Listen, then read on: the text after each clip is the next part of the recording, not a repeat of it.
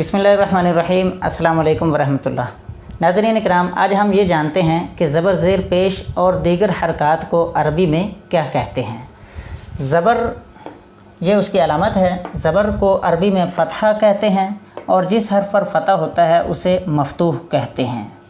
ज़ेर ये इस तरह हर्फ के नीचे लिखा जाता है।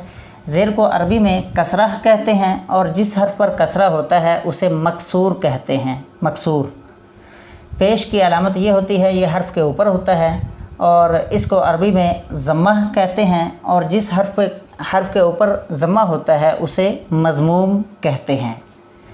ये जज़्म यानी सुकून की अलामत है। जिस हर्फ पर जज़्म होता है उसे साकिन कहते हैं।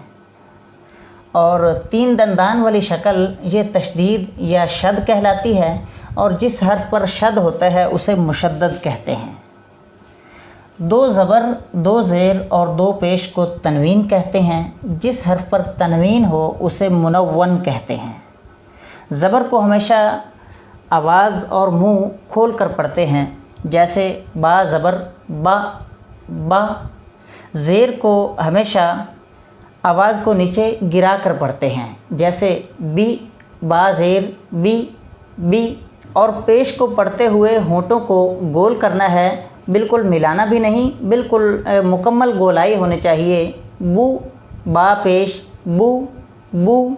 और शद को दो हर्फ़ों के बराबर पढ़ते हैं, यानी कि पहले उस हर्फ को साकिन करते हैं और फिर उस पर जो हरकत होती है उसे पढ़ते हैं।